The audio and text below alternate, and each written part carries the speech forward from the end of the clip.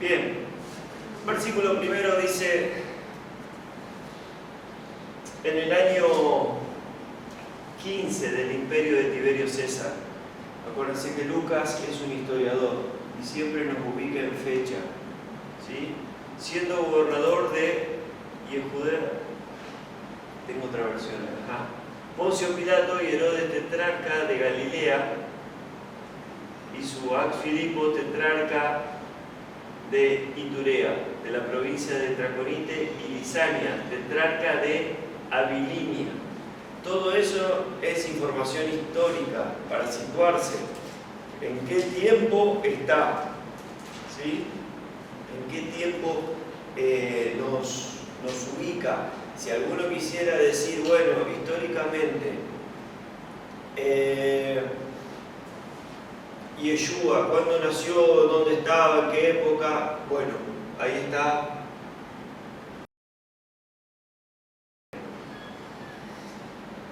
Dice así, en el año 15 de Tiberio, es lo que leímos.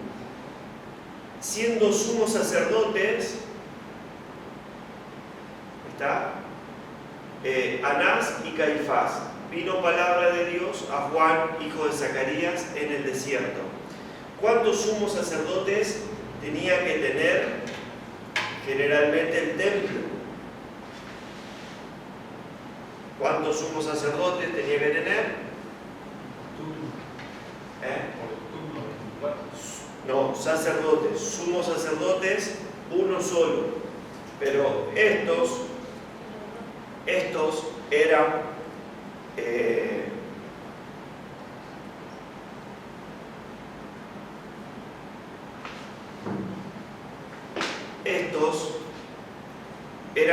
yernos. Suegro era uno del otro. Vamos a leer un texto.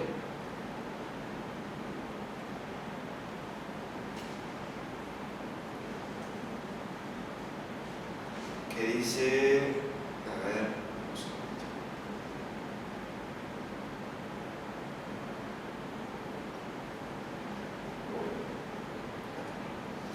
Juan 18:13.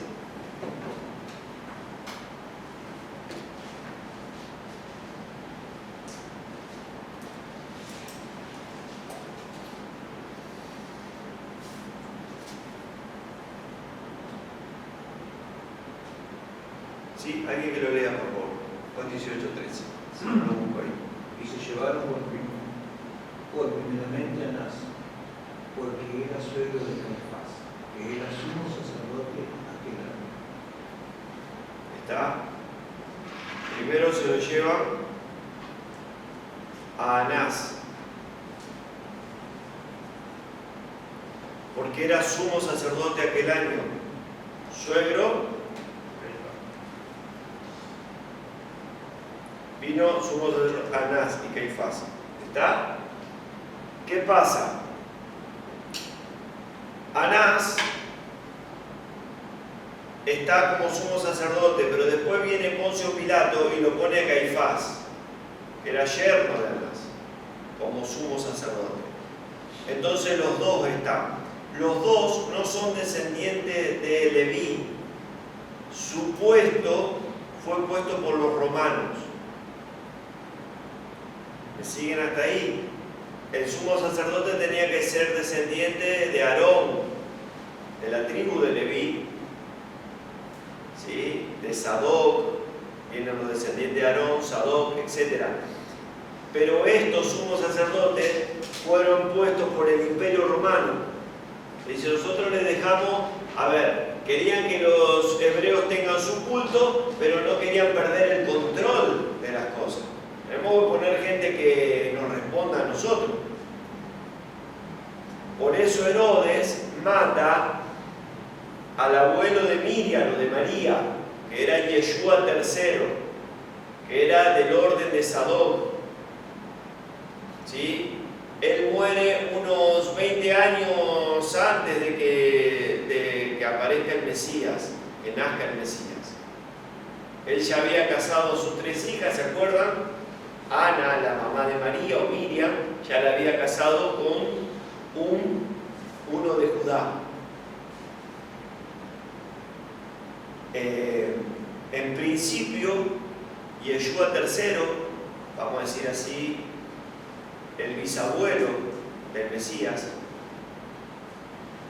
él estaba en Egipto, en Alejandría, y es repatriado por Herodes para que restablezca todo el servicio.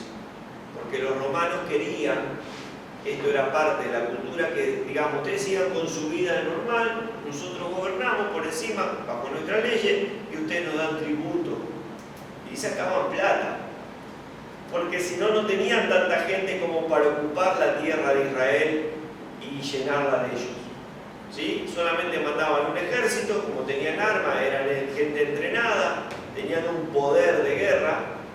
Entonces lo único que hacían, y así hacían en todos los pueblos, nosotros los dejamos vivir su vida normal, tengan sus cultos, tengan sus cosas, pero el tributo es para nosotros. Por eso el Señor dice, da al César lo que es del César. ¿De qué esta moneda? ¿De qué tiene la cara? Dijo José. Del César. Bueno, dale al César lo que es del César.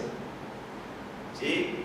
Entonces, ellos ponen gente que le responda.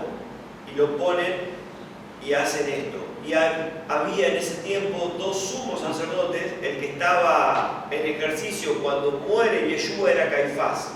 Pero Anás tenía como un título honorario, él seguía siendo sumo sacerdote. ¿Me siguen hasta ahí?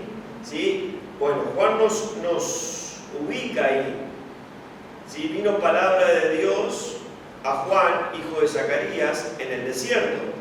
¿Dónde estaba Juan? En el desierto. Y él fue por toda la región contigua al Jordán, predicando el bautismo del arrepentimiento para perdón de pecados. Y acá aparecen dos palabras, ¿sí? El bautismo de arrepentimiento era una mikve, era un hacer tevilá. Mikve, para que ustedes me entiendan, cuando yo digo mikve es la pileta o el lugar, ¿sí? Tevilá era hacer el acto. Aparece la palabra griega metanoeo,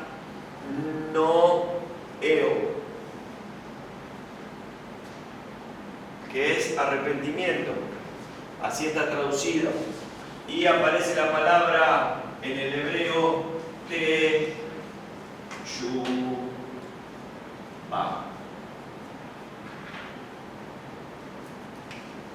¿Sí?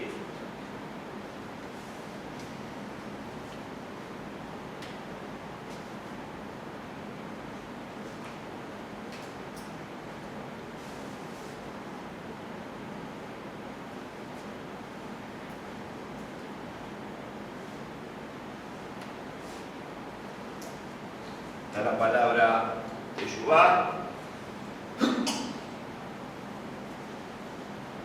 Y si quieren escribo este en griego, pero no tiene sentido, simplemente para que vean cómo se escribía en griego.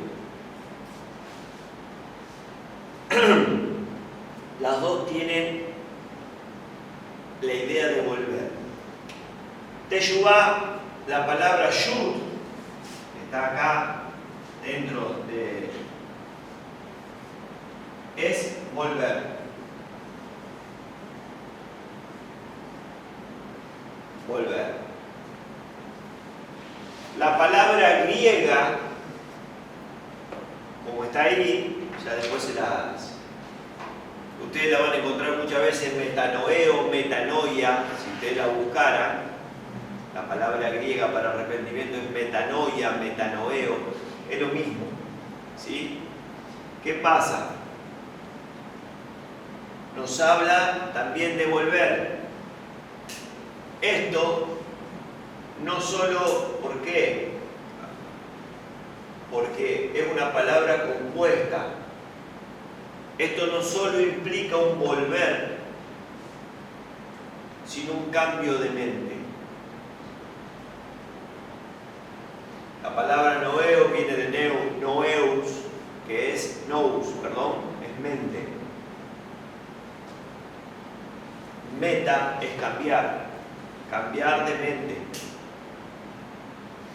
Metanoeo nos habla de volver en un giro de 180 grados. ¿Qué es un giro de 180 grados? Yo estoy así y 180 grados es así. ¿Está? Es un giro invertido. Y tiene dos sentidos el arrepentimiento. Yo me vuelvo y le doy mi espalda a la vieja vida y voy hacia lo nuevo. ¿Me siguen hasta ahí? Teshuvá directamente para un hebreo es volver. ¿A quién? A Dios. No hay otro. Pero en el idioma, en el griego, necesitamos explicar un poco más por la mentalidad griega. Pero cuando a uno le hablaban de Teshuvá, de hacer arrepentimiento, sabía que lo que tenía que hacer es volverse a Dios. Nada más, no hay otro lugar a donde volver. Para un hebreo, el volver es volver a Dios, no hay otro. Entonces, en el idioma hebreo, ya con la palabra Teshuvá ya basta. Pero en el griego tuvieron que buscarle una palabra que nos indicara un poco más. Porque una mentalidad griega, tenía que haber un cambio de mente, dejar los dioses griegos, dejar para servir a un solo Dios. Era un cambio total para un griego. Para el hebreo no, porque quiere decir que se había alejado del Eterno y lo que tenía que hacer era volver a Él, lo conocía. ¿Me siguen? ¿Sí? Para un griego nunca había estado en contacto con el Eterno, entonces tiene que haber un cambio de mente. Ellos tenían muchos dioses.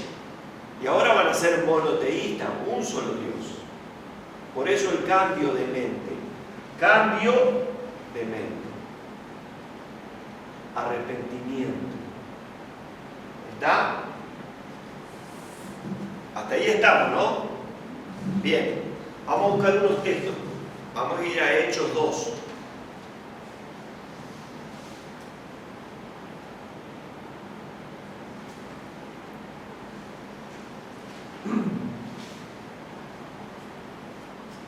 Para que ustedes vean. Esperen, vamos antes de ir a Hechos, para que ustedes vean que la palabra arrepentimiento, esto no es un concepto nuevo, sino que esto ya estaba. Segunda Crónica 7:14 y otro que busque Proverbios 28:13.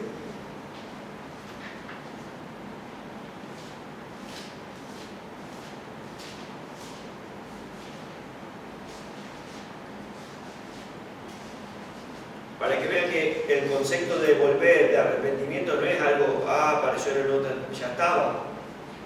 El Eterno ya siempre habló de esto. Segunda Crónica 7:14 y Proverbios 28:13. Proverbios. Ajá. Leemos Proverbios, ya que lo tenemos. El que encubre sus pecados no prosperará, mas el que lo confiese y se aparta alcanza la misericordia. Bien, la palabra confesar, ahí en el hebreo es yadá.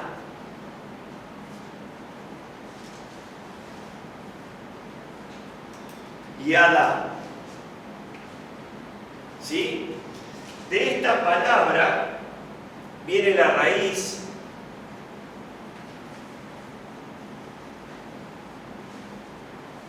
yará. ¿Qué es la raíz yará? ¿Qué es esto? Esto es Torá.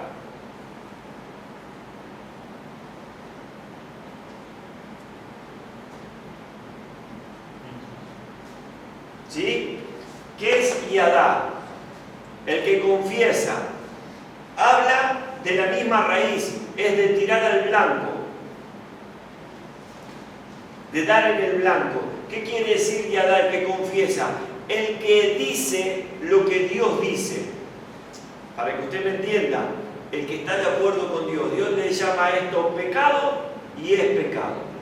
¿Sí? Y el que confiesa es el que está de acuerdo con Dios, no el que está en contra de Dios. ¿Y cómo está de acuerdo? Señor, tú dices que esto es pecado y yo digo lo mismo, esto es pecado. Estoy de acuerdo contigo. Eso es confesar. Y se aparta, el texto dice, el que confiesa y se aparta, pues yo puedo confesar, Sí, la verdad que pequé, pero sigo en mi vieja vida, sigo pecando, no sirve de nada. No hay arrepentimiento genuino, no hay teshuvá, no es volver. Sigo estando, no he vuelto. Pero el que confiesa y se aparta, y en esto tenemos que ser íntegros. ¿Qué es ser íntegro?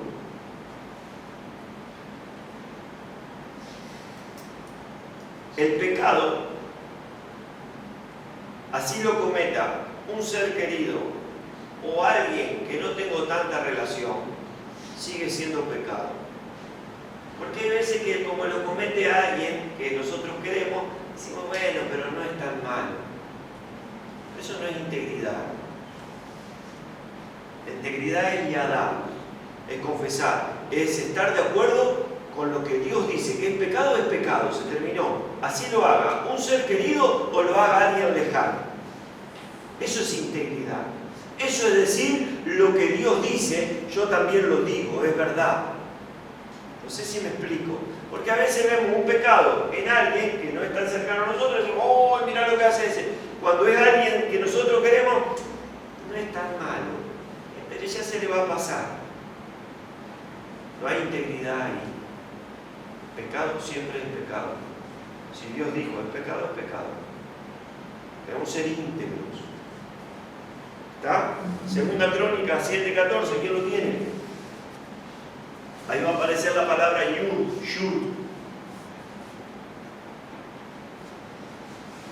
Y otro que busque es Segunda Crónica 39.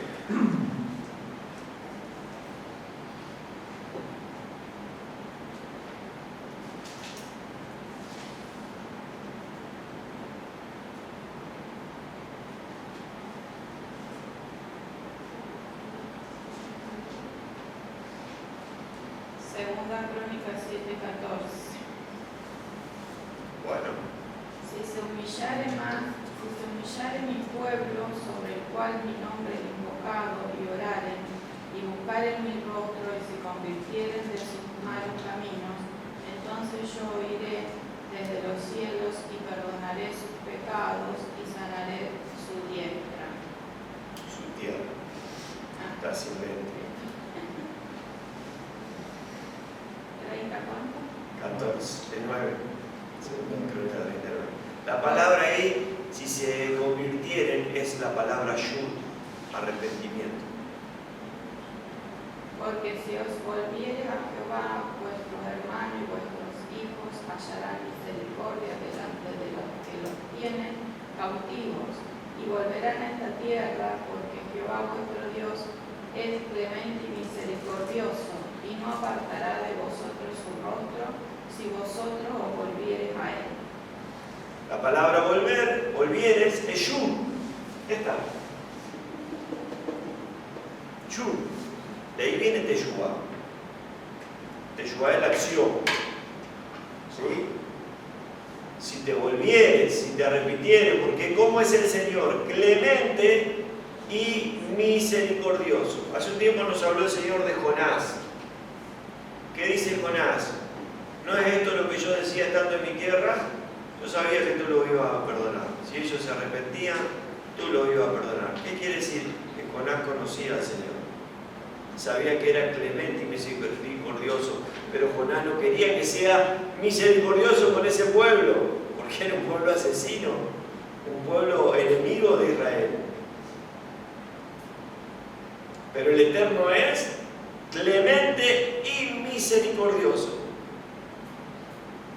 ¿Sí? Gente que puede vivir, estar con el Señor e irse, y vivir mal, tocar fondo, llegar a lo más profundo, pero un día vuelve al Señor, se arrepiente y Él lo perdona. No podemos entender, nosotros tendríamos que decir, bueno, pero antes de que te perdone el Señor, tenés que hacer tales y tales cosas. El Señor dice, cuando el corazón se arrepintió, Él lo perdona. Por eso Jonás dice, yo no sabía, te conozco, esto es lo que te dije estando en mi tierra, que si yo iba, tú los ibas a perdonar, si ellos se arrepentían. No, a ver, si se arrepienten, hay perdón, si no se arrepienten, no hay perdón. Fácil. Pero Jonás lo sabía. Y él mismo dice, si mi pueblo se arrepintiere, si mi pueblo volviere, yo lo perdonaré, yo restauraré. Cuando Moisés es hundido en la roca y pasa por adelante la presencia del Señor, después búsquenlo, está en Éxodo,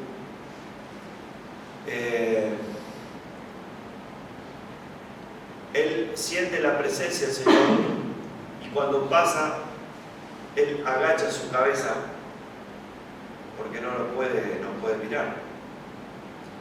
Y dice, Dios clemente y misericordioso, tardo para la ira. Porque en la naturaleza el Señor pasó. Nadie le dijo, che, Moisés, tenés que decir esto. ¿Está? La sola presencia del Señor reveló parte de su naturaleza. Dios es clemente y misericordioso.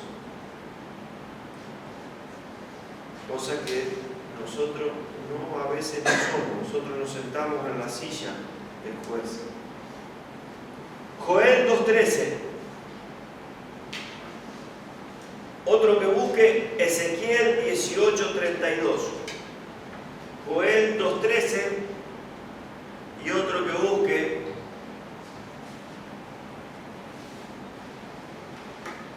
Ezequiel 18:32.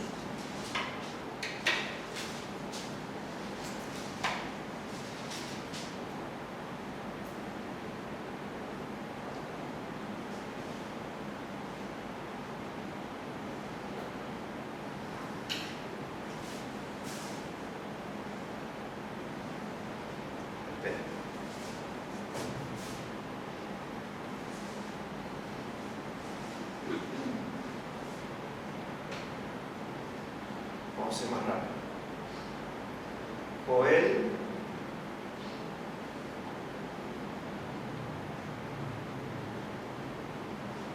2:13. Rasgad vuestro corazón y no vuestros vestidos, y convertíos, Yud, al Señor vuestro Dios, porque misericordioso es y clemente, tardo para la ira y grande en misericordia, que se duele del castigo. ¿Nos castiga el Señor? Sí, como un padre castiga a su hijo, pero nos duele. Cuando hemos tenido que, como padres, dar un castigo, nos duele. Pero eso es ser un padre bueno, el que castiga. Así que, porque si no castiga el padre, es un padre malo. Ezequiel 18:32 dije, 18:32.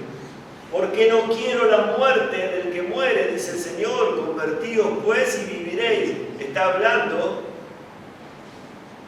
fíjense el 18:31, echad de vosotros todas vuestras transgresiones con que habéis pecado y haced un corazón nuevo, un espíritu nuevo. Está hablando de algo nuevo, totalmente, dejar lo viejo, lo pasado, porque moriréis, casa de Israel. Porque no quiero la muerte del que muere, que es la muerte del impío, dice el Señor. Dios no quiere la muerte del pecador, hermanos. Él quiere que se arrepienta. Ahora, si el pecador persiste en seguir pecando, bueno, es una cuestión de él. Dios no va a pasar el libre albedrío, porque eso haría un Dios injusto, un Dios manipulador. Satanás no tiene código. Satanás, si es posible, te va a querer atar y que sacarte el libre albedrío. Por eso te llena de pensamientos, te llena de cosas y así trata de manipularte. Dios no hace eso. Dios espera que de corazón lo busque. Por eso la persona puede irse todo lo más lejos que quiera, pero cuando vuelve al Señor, el Señor lo perdona. ¿Estamos? Bien. Un texto más si quieren.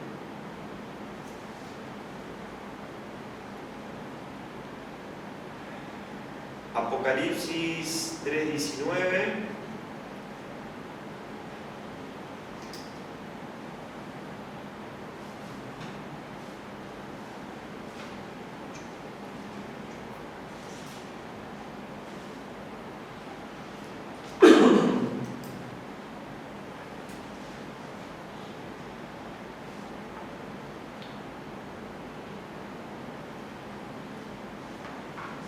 Si no, vale.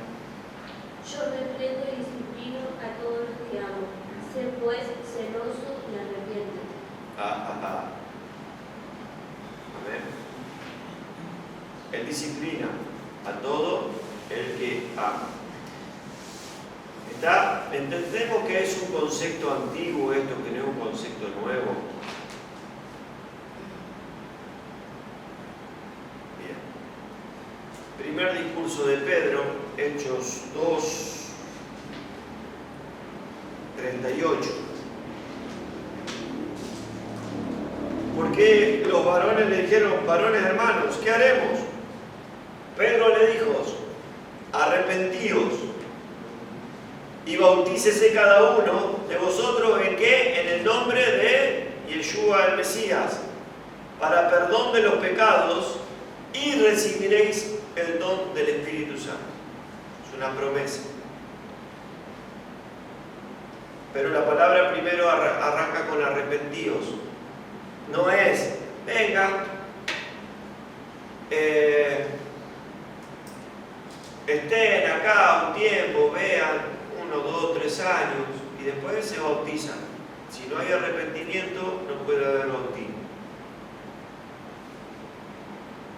Tiene que haber arrepentimiento de nuestra vieja vida para que siga el otro paso, que es hacer tevilá, purificar mi cuerpo, volver al estado original. Por eso descendemos a la posición fetal, y ya vamos a hablar de eso un ratito cuando Yeshua desciende al agua. ¿Está? Tiene que haber arrepentimiento. Nosotros hablamos con las personas. Hay personas que necesitan a Dios, ¿sí? Y nosotros le hablamos de lo bueno que es Dios. Dios es bueno, vení que te va a hacer bien. Pero tiene que llegar un momento donde tenemos que tener la guía del Espíritu y confrontar a la persona y decirle, necesitas arrepentirte. ¿Y de qué? De tu vieja vida llena de pecado y vicio y malas cosas, malos pensamientos, mala vida, ¿Por qué? Porque pecado es infracción de la ley. ¿Qué ley? La ley de Dios. Dice, necesitas arrepentirte y volver a Dios. Porque nosotros le contamos toda la parte linda y la gente está bien muchas veces. Se siente angustiada, se siente esto, lo otro, pero está mayormente, muchos tienen su empleo, muchos tienen sus cosas, pero llega un momento que lo tenemos que confrontar. Yo siempre les contaba del tío, el hermano de mi abuelo. Y uno dice, pero era medio áspero, sí. Pero llevaba a la gente a la iglesia. Juan viene al Jordán y aparecen los hebreos. Y no les dice, muchachos, Dios es bueno, lo mejor está por venir. Vengan que van a tener una vida fructífera, algo lindo. Dios hace cosas lindas. Así hablaba Juan. Ahora vamos a leer el texto que decía. Leemos un texto más, que ya que estamos acá en Hechos, vamos a ir al 3. Después de la curación del cojo se juntaron todos al 3:19. Pedro vuelve a hablar de esto y dice, así que arrepentíos y convertíos, para que sean borrados vuestros pecados, para que vengan de la presencia del Señor tiempos de refrigerio. Pero primero tiene que haber arrepentimiento, conversión, así nuestros pecados son borrados, y ahí pueden venir tiempos de refrigerio. Nosotros hablamos siempre de los tiempos de refrigerio y no del arrepentimiento. No, Dios es bueno, Dios te va a ayudar.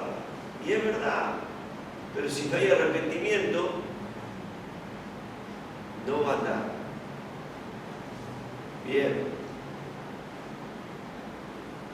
Seguimos en Lucas. Y él fue por toda la región contigua del Jordán predicando el bautismo del arrepentimiento, que es lo que estuvimos viendo, para perdón de pecados. Como está escrito en el libro, la palabra de Isaías que dice: voz del que clama en el desierto, preparad el camino del Señor, enderezad su senda. Todo valle se rellenará y se bajará todo monte y collado. Los caminos torcidos serán enderezados y los caminos ásperos allanados. Y verá toda carne la salvación de Dios.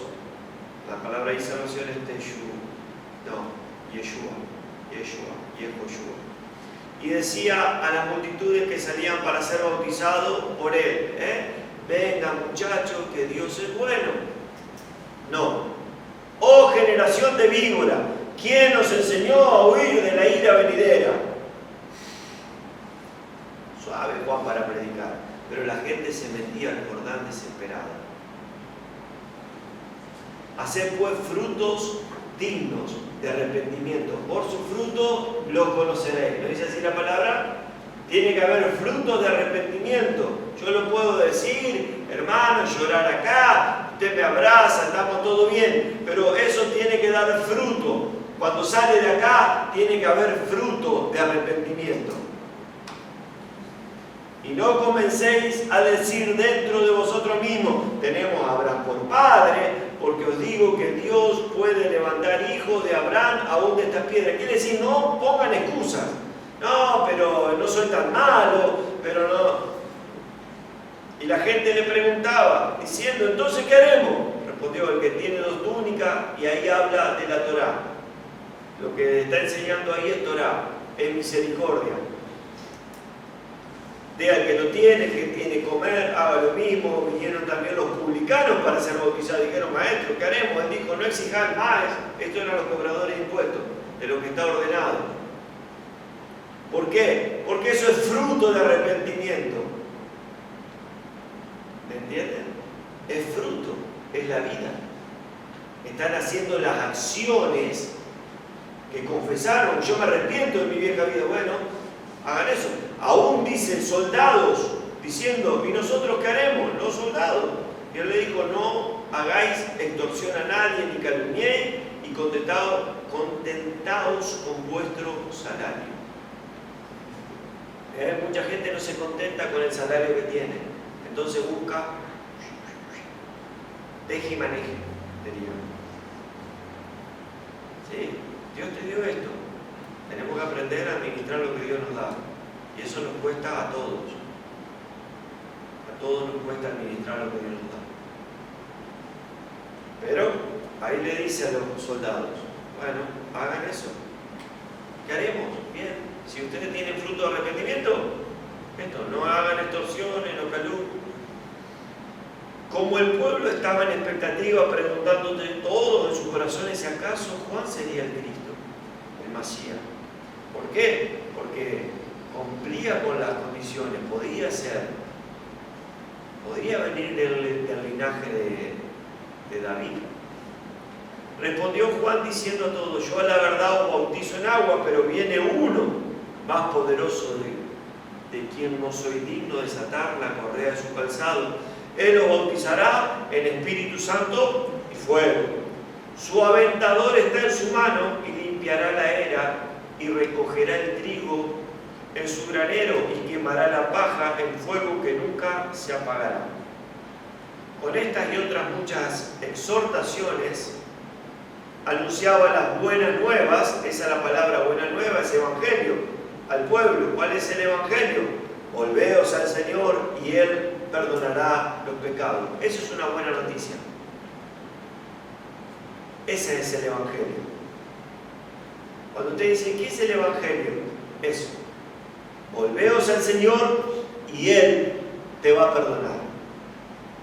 Entonces no te tranca haciendo reprendido por Juan a causa de Herodías, mujer de Felipe su hermano, y de toda la maldad que Herodes había hecho sobre toda ella, añadió además esta, encerró a Juan en la cárcel, porque él reprende a Herodes. Herodes estaba en la parte de Galilea, ¿sí?, gobernando. ¿Por qué? Porque Herodes se hacía llamar el rey de los judíos. Ajá, así que vos sos de los judíos, o sea, vos tenés la ley, vos tenés la palabra del Eterno. Entonces él reprendía públicamente a Herodes.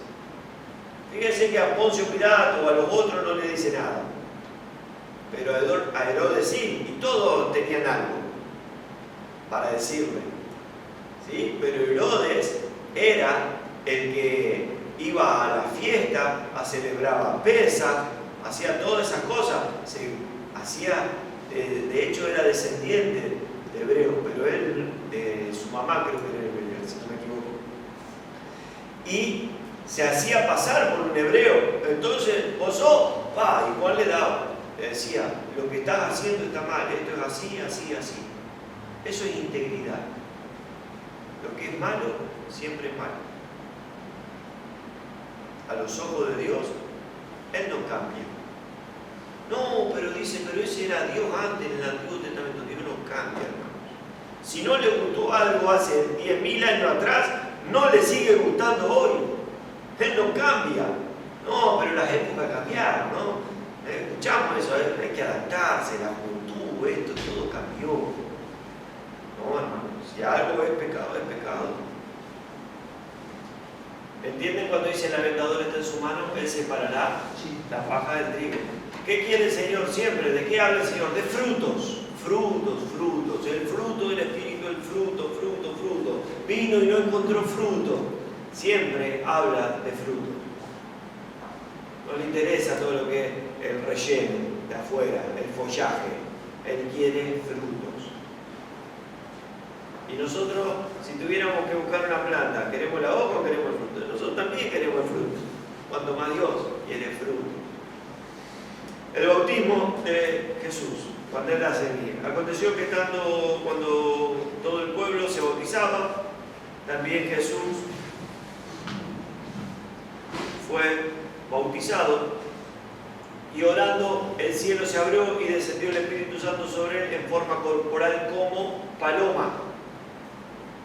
Y vino, no era una paloma, sino que la forma era como paloma. Y vino una voz del cielo que decía, tú eres mi hijo amado, en ti tengo complacencia. ¿Qué quiere decir? Que hasta ese día la vida de Yeshua había sido una vida ordenada. ¿Cómo sabemos? Porque el testimonio es el testimonio de Dios, el Eterno. ¿Sí? ¿Cómo sabemos cómo le fue, cómo fue la vida de él antes? Porque hay unos, no dice nada todos esos años hasta que él aparece en el Jordán. El testimonio del Eterno. Dice, este es mi hijo amado, en ti tengo complacencia. ¿Sí? Quiere decir, él hace lo que me agrada, lo que está en la ley, él lo cumple. Ese es el testimonio del Eterno. No hay mayor testimonio que ese. Yo le puedo decir, mire, aquel de hermano bueno, todo lo que quiera. Pero cuando habla del Eterno, se terminó. Porque Él nos conoce por dentro, por fuera, por todos los lados. ¿Estamos? ¿Sí? Descendió como paloma. La paloma en la Escritura siempre es un mensajero. ¿Por qué desciende una paloma, no un cuervo? Porque también Él es la representación del arca de Noé. Eso está, después lo buscan en Génesis 8.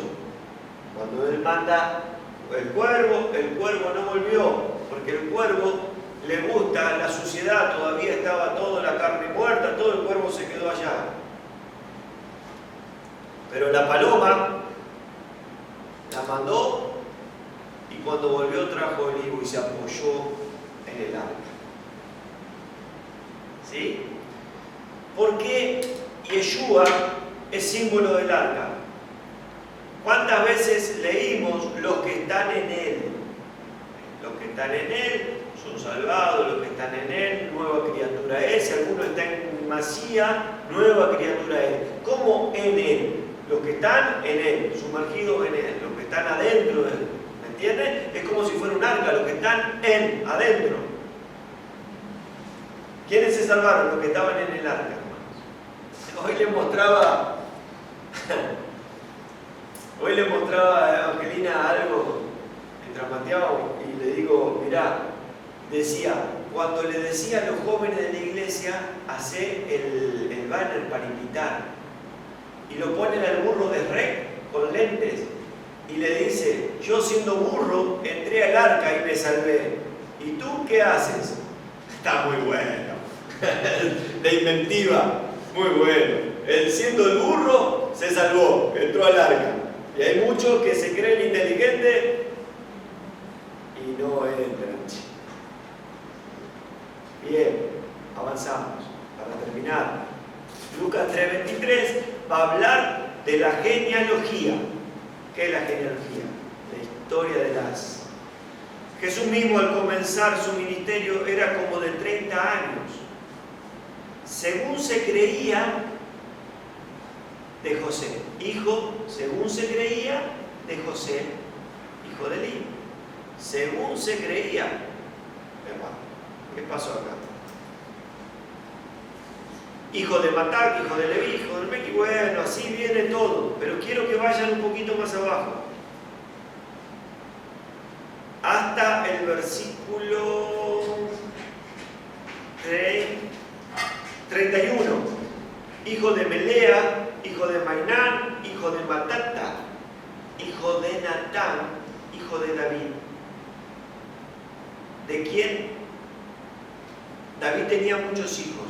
¿De quién es esta descendencia? Viene por Natán. David, Natán. ¿Está? Tenía otro hijo, Salomón, etc.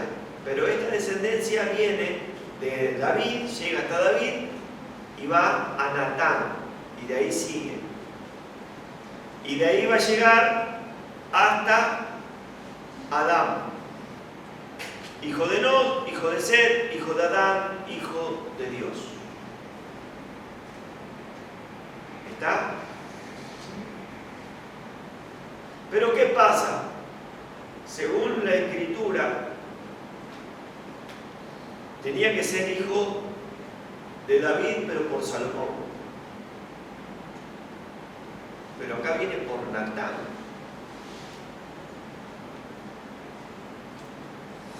Entonces nos tenemos que ir a Mateo 1, que hay otra genealogía. Son las únicas dos que están.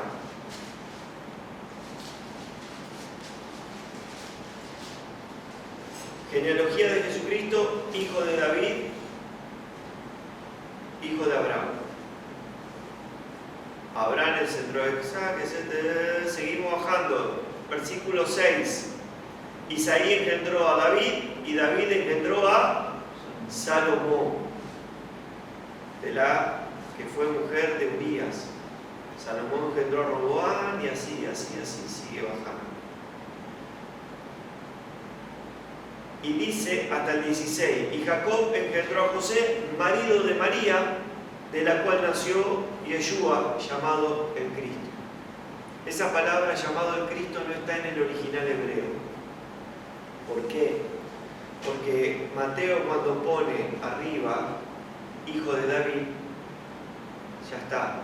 Para un hebreo cuando usted le dice el Ben David, es el hijo de David, ya no hace falta que le digan que es el Mesías. El hebreo ya sabe que es el Mesías. ¿Está? Cuando yo digo Ben David, ¿qué dice el ciego? Yo siempre digo que el ciego Bartimeo veía más que muchos. ¿Era ciego? Sí, era ciego. Pero él clama y dice, Jesús, Yeshua, Ben David. ¿Me entiende? Hijo de David. Me está diciendo, tú eres el Mesías. Ten misericordia de mí. Y muchos ni siquiera sabían, el ciego veía más que muchos. ¿Está? Para un hebreo decir hijo de David ya está hablando del Mesías, no hace falta, porque Mateo se escribe en hebreo, le escribe al hebreo, hay muchas cosas que, como yo le digo, Lucas también da cosas entendidas.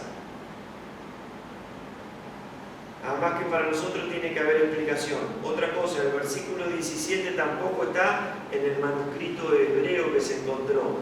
De manera que todas las generaciones desde Abraham hasta David son 14, desde David hasta la deportación a Babilonia 14, y desde la deportación de Babilonia hasta Cristo 14. Pero si usted las cuenta, las últimas son 13.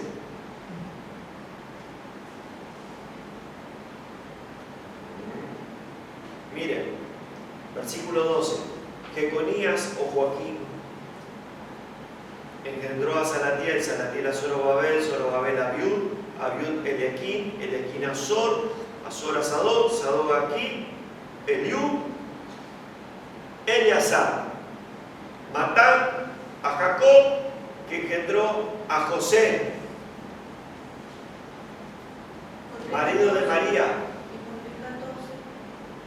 Porque ahí hay un error de traducción. José es de la misma generación que María. ¿Está? Entonces no es que hay dos generaciones ahí, sino son 13. Porque acá, ¿cómo entonces? Uno viene de Salomón y el otro de Natán. En Lucas, el hijo de David.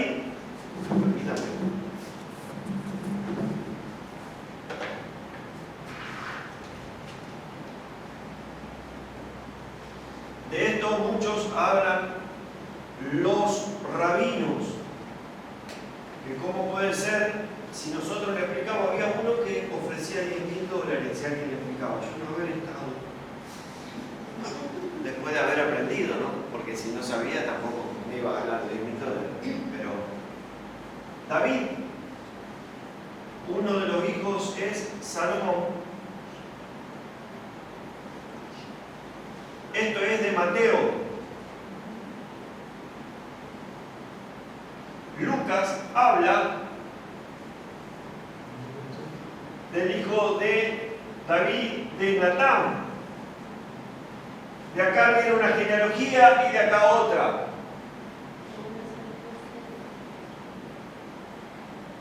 Hay una que es de María y hay otra que es de José.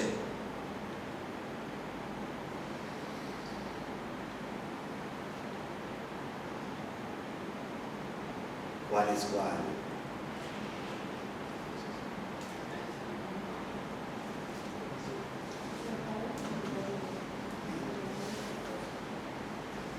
Tatán, tatán.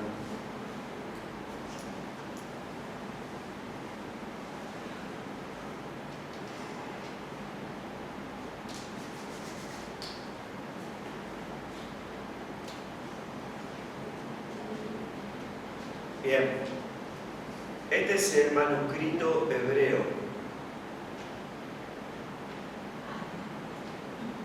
Ahí está claro.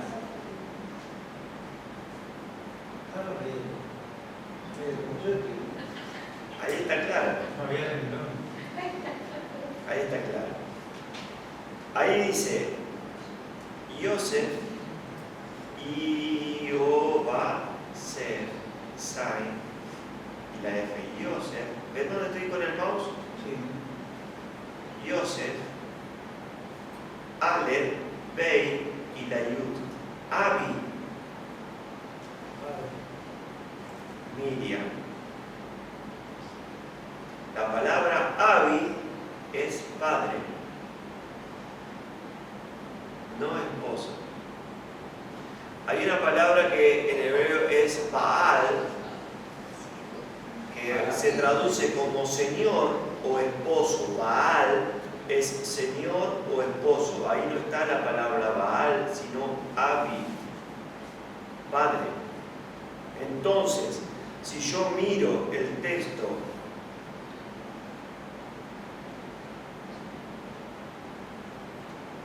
ya le gustó a 16, Siempre le digo, No entiendo, para que no entiendo. Jacob engendró a José papá de María, o padre, no es marido. Así se llamaba José. El papá de María se llamaba José. Después se casó con un hombre que se llamaba José, del cual nació Yeshua, llamado el Mesías. ¿Entienden? Entonces, ahí tengo 13 generaciones y María, 14. Ahí llego. Ahí estoy bien. Ahí tengo las 14. Les comento esto y ya después vamos a ver un problema que aparece acá. Ya vamos a ver un problema. Pero ¿entienden el texto? ¿Sí? Está mal traducido. La palabra marido debería decir padre. Padre de María, no marido. ¿Está? En los textos que tradujeron al griego, usa la palabra Anner. La palabra, bueno, si no lo escribo, Anner significa hombre adulto. Algunos lo pueden traducir como esposo, pero habla de un hombre adulto. ¿Sí? Siempre traducen ellos todo. Más abajo dice que José no la quería dejar, que era el marido de María, ahí también la palabra es Anner, pero ahí la palabra en el original es Baal, señor o esposo. Síganme, que no los voy a defraudar en un momento. Entonces, Jacob engendró a José, papá de María. Entonces, la genealogía de Salomón es la de María. Y esta es la de Yosef, el esposo de María. En Lucas está la genealogía del esposo de María, de Miriam. Y acá está la genealogía de Miriam. De los dos lados de los padres descienden de David. Pero uno viene, el papá viene por Natán y la mamá viene por Salomón. ¿Me siguen hasta ahí? ¿O ustedes vienen de un solo ramo? Siempre se pensé que hubiera sido al revés, ¿o no? Puede ser, uno puede pensar eso. ¿Sí? Pero ¿por qué de Salomón viene María? ¿No debería ser al revés? Génesis 3:15.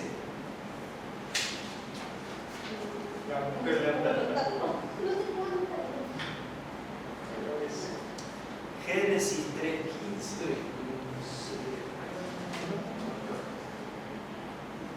Y pondré enemistad entre ti y la mujer, y entre tu simiente y la simiente suya.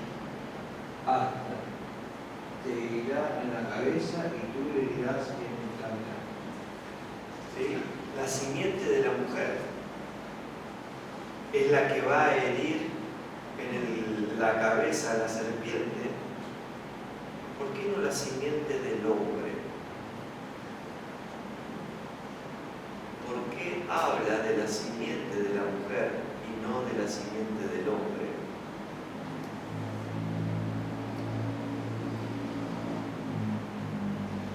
¿Qué es simiente? La palabra simiente la palabra viene semen, es la que lleva la información genética. La simiente de la mujer, habrá enemistad entre tú y ella, y la simiente de la mujer te aplastará la cabeza y tú le herirás en el calcañar. La simiente de la mujer. Claro, eso. Es la simiente de la mujer. Exacto. Ya está.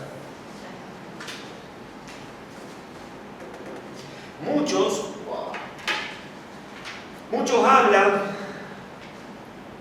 sobre que María tuvo relaciones con José. ¿Por qué? Porque tenía que ser 100% hombre, vamos a decirlo así. El Mesías Pero ¿qué pasa?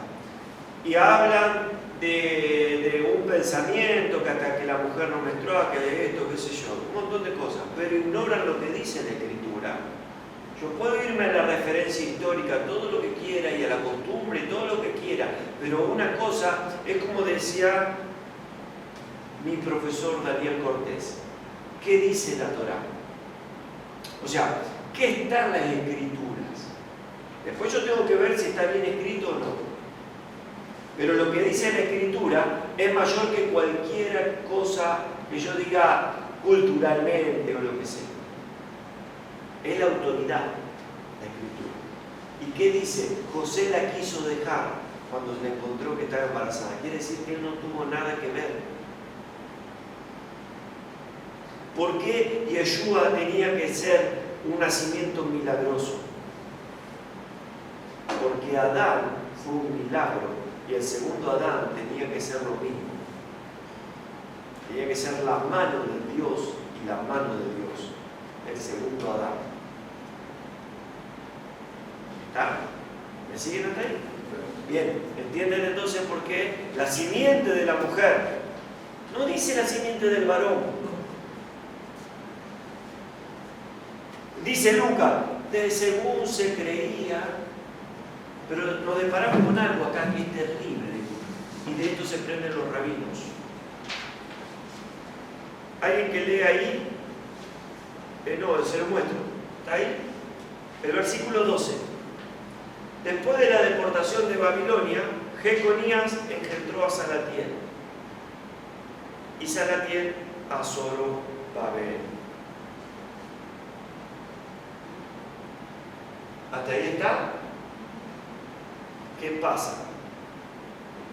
Acá hay un problema. Jeremías 22:30.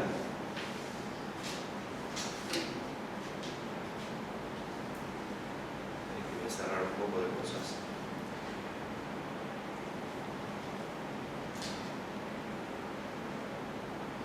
No les mostré algo.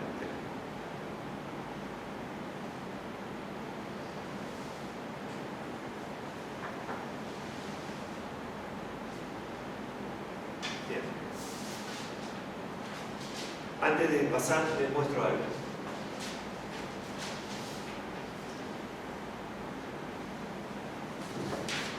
Esas son mikves.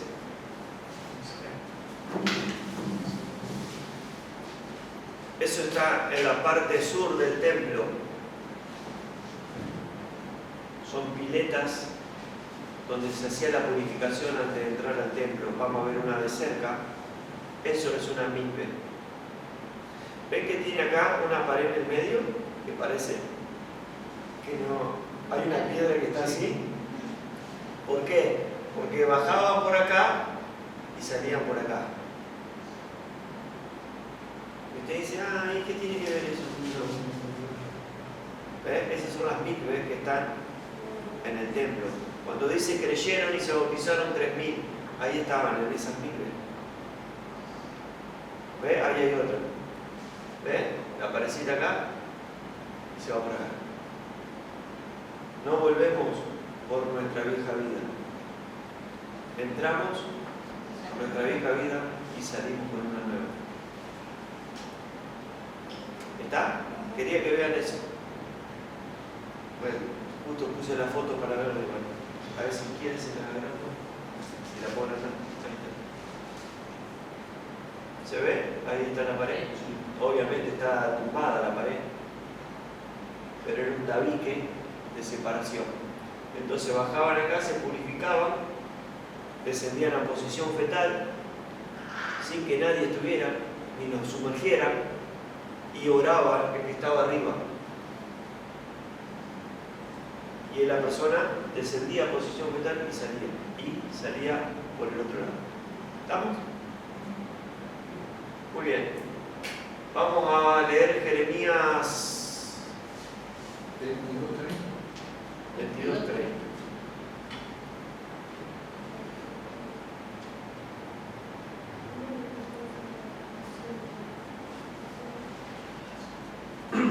Se lo leo. Escribid lo que sucederá a este hombre privado de descendencia, hombre a quien nada próspero sucederá en todos los días de su vida, porque ninguno de su descendencia logrará sentarse sobre el trono de David ni reinar sobre Judá. ¿De quién está hablando? De Jeconías o Joaquín. Eso es una maldición que el Eterno profiere por la desobediencia de Joaquín, rey de Judá, o Jeconías.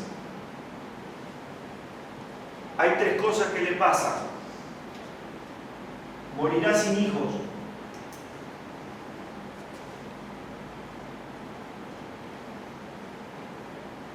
Segundo, no prosperará.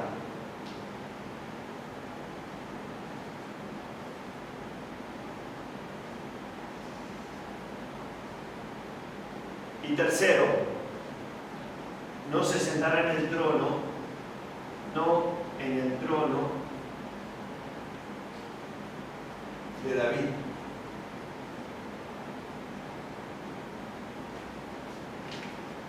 Así que se terminó hasta ahí. El Mesías no puede descender de David, según esta maldición. ¿Cómo hacemos? ¿Qué problema que tenemos? Porque es una maldición. No va a tener hijos, no va a prosperar y no se puede sentar en el trono de David. Es la maldición de Jeconías, así se la conoce. Porque muchos rabinos pueden citar este tipo de cosas, los que conocen la Escritura. El que no conoce la Escritura ni sabe que hay una maldición en Jeconías.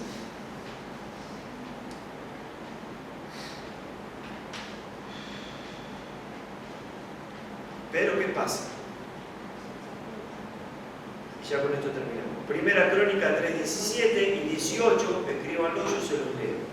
Primera Crónica 3:17 y 18. Dice, y los hijos de Jeconías, Asir, Salatiel, Malquirán, Pedarías, Elazar, Zacarías, Osana, Neodías.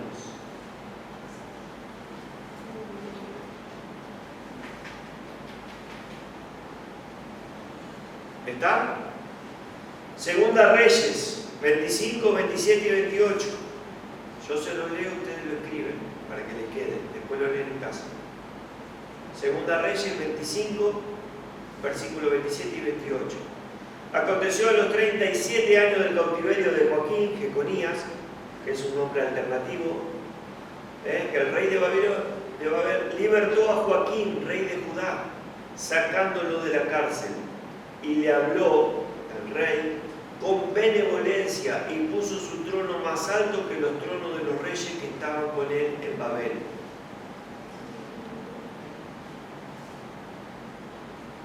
¿Está? Nabucodonosor pone a Joaquín y lo puso en prisión.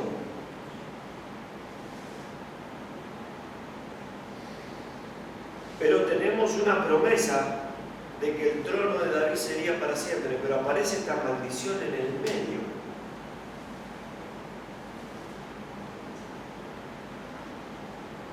El primer hijo, como lo dice, que Joaquín le puso, uno significa Salatiel, le pedí a Elohim, y el otro Asir, que significa prisionero.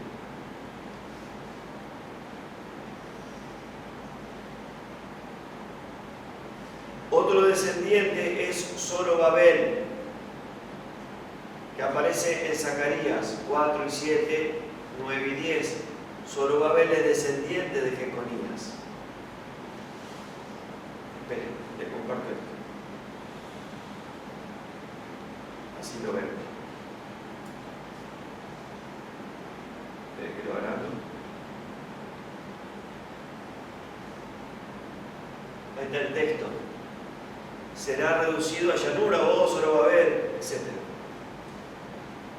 Mostrando que aunque la tercera maldición aún no había sido retirada del pueblo de nuestros sabios, a la luz de la cancelación de las anteriores dos maldiciones, aún tenía la esperanza de que quizás la tercera sería retirada también, que es la del trono. el cetro, el trono de Judá. ¿Está? ¿Qué quiere decir? Que tuvo hijos y que lo puso el rey y lo puso como mayores que los otros reyes, entonces prosperó.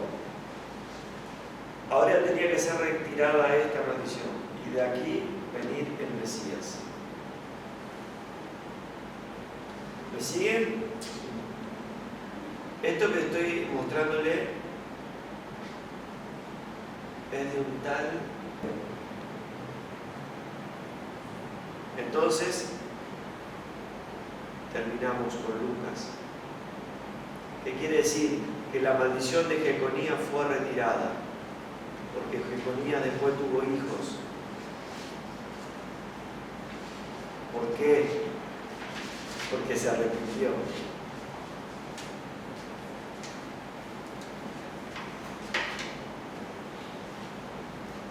¿Está? Pero muchos dicen, no, pero la maldición de Jeconías. Entonces, si eso fuera verdad, como citan a veces los rabinos, entonces no podría haber, ya no se esperaría más Mesías. Si eso quedó así,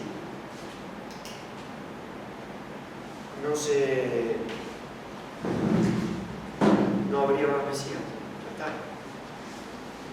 Ahora el Eterno, fíjense lo que hace, nos pone una maldición en una línea genealógica que tiene que venir el Mesías. Para que estudien. Y si Joaquín no se arrepentía, bueno, el Señor puede levantar de la piedra, pero tenía que cumplirse, porque él había promesas sobre la descendencia de David. Muy bien.